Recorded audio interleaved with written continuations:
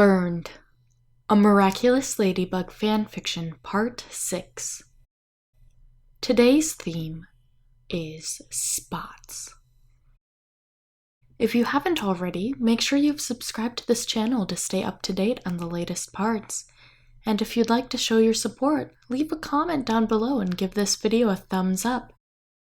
Just as a reminder, comments such as first and second are automatically marked as spam. Now then, let's get burned. Adrian woke up to spots. Black and littered everywhere, there were spots actively growing around him. He sat up quickly, realizing he must have fallen asleep after parting ways with Ladybug, and rattled the drawer Plag called home. "Come on, buddy," Adrian said. "Claws out!" There was an Akumatized victim somewhere around here, but between the massive black sinkholes scattered around, Cat couldn't figure out where. It was hard to begin, as people from every direction were slipping into spots littering the ground. "Cat Noir! Over here!" He looked up to see Ladybug leaning halfway out of a fifth-story window and went straightway there. "Yes?" he said, propping himself up against the side of the building while standing on his baton. "Hurry up! She's moving from one spot to the next." "So what are we dealing with?" Cat asked. "A girl didn't get the Ladybug-themed party she wanted for her birthday, so now she's decorating the city with spots." "Sounds like we're in a spot of trouble." She rolled her eyes at his joke and pointed to a circle forming 3 buildings over. "There she is!" "Any idea what the Akuma is in?" "I'm not quite sure yet." "You said a birthday party, right? Then maybe a gift she got, or a decoration?" "We'll have to find out on the way." "Lucky charm!" A frying pan with black spots appeared, and Ladybug looked at it with intent. This was always Cat's favorite part of the battle, seeing his lady's true talent come to light. Something changed in her face when she put it together, and he followed her lead without so much as a glance sent his way. He had her full trust, and they moved as one. "Cat Noir, the bus!" He looked to see a bus of tourists sinking into one of the spots. "On it!" he exclaimed, jumping down from their rooftop express and running alongside it. He popped the back 2 tires, then used his baton as a fulcrum point to redirect the vehicle. It worked, but just barely, and people screeching in unintelligible languages poured out as the doors opened. Cat Noir gave them a small smile and looked around for his partner. Ladybug went ahead as she always did, but these spots, he learned, were teleportation devices. Could one of them be a shortcut, perhaps? Or did she willingly enter one to try to get closer to the birthday girl? Jumping into what would have been the tourist's demise, Cat found himself 6 blocks from where he was thanks to the spots. He was closer to Ladybug, but they were in a taller building now.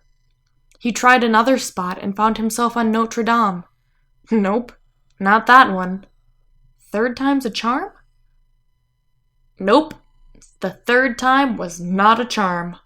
Now he was on the Eiffel Tower. He heard Ladybug's yo-yo from above and cracked a smile. She was his charm. "Took you long enough!" he yelled, knowing she would roll her eyes. Ladybug must have gotten into spot traveling as well. "Cat, can you catch my back?" she asked, gesturing to the Akumatized victim. Knowing what she meant, he planted his feet and waited for his lady to do her magic. She whizzed around, catching the victim in a web of string before landing in front of Cat Noir. "Now!" she yelled, pulling back on her yo-yo to tighten the string. He wrapped his arms around her to help pull and, as usual, her plan worked. The victim was trapped in a web. The birthday girl tried to create a spot underneath her, but Cat was one step ahead. "Cataclysm!" he yelled, taking out the floor. Swaying in the wind, the girl glared at them as Ladybug held the yo-yo line taut. Before Cat could react, she made a spot beside her and jammed her fist through it. His line of sight whipped to Ladybug, adrenaline pumping through his veins. To his surprise, she held up her Lucky Charm frying pan just in time to catch the fist coming through the spot beside her, and the Akumatized victim's face twisted in pain as she made contact. "I'll take this," Ladybug said, dropping the pan and taking a bracelet off the girl's wrist. She broke it between her hand and her teeth, releasing the Akuma inside. "Bye-bye, little butterfly," she murmured, letting her charm do its work. One de-evil eyes later, the spots were gone, and Paris was returning to its regularly scheduled afternoon. "Pound it!" they said in sync, making eye contact just long enough to get Cat's heart racing. They made small talk as they left the Eiffel Tower, hoping to avoid the press by running on rooftops. "This should be far enough," Ladybug said, stepping back. "I'll see you around, kitty." The ache in his chest swelled like a punch to the ribs. "Yeah, I'll see you." He stopped mid-sentence as he felt a drop on his head. It was followed by a second, then a third. "Oh, wow," Ladybug said, reaching out her hand to catch a few drops. "You'd better be careful getting home, Cat Noir. I'd hate for you to slip." "I could say the same for you, my lady," he said, noting how she held his gaze as she stepped away from him. She dropped down into the alley, leaving him to turn away and head back to the house. Stepping forward, Cat felt his weight shift beneath him. Slipping backward, he fell into the alley below, grateful to the instincts that landed him on his feet. He still knocked over some garbage cans, creating noise and drawing attention to him, but it could be worse. He looked around to see who noticed and locked eyes with the girl standing in front of him. Marinette Dupang Chang was standing in this alley. Marinette Dupang Chang was standing in the alley Ladybug disappeared into. "Oh, hey, Cat Noir," she said, shifting nervously. "Way to save the day back there, huh?" He blinked and shook his head. It couldn't be. "You'd best get out of here, princess. You don't want to run into any strange alley cats." "I think I can fend for myself, thanks." "Would you like me to walk you home?"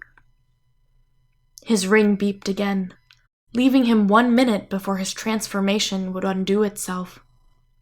"As nice as that sounds, I don't think you have the luxury," Marinette said. "A rain check, kitty?" "I'm looking forward to it." He stepped back and she turned to leave, running her fingers through her high ponytail. His heart pounded as she looked both ways before crossing the street, refusing to let his mind wander. There's no way. There's no way it's what it looks like. Right?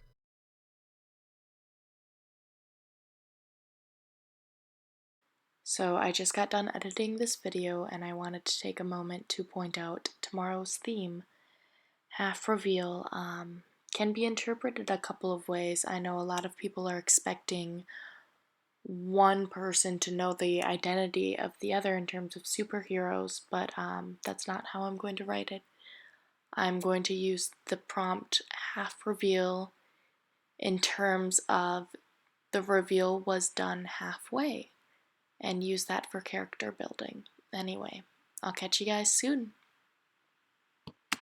Thank you so much for listening. Part 7 is on its way. In the meantime, you can check out these other videos for more fanfiction. I'll catch you next time.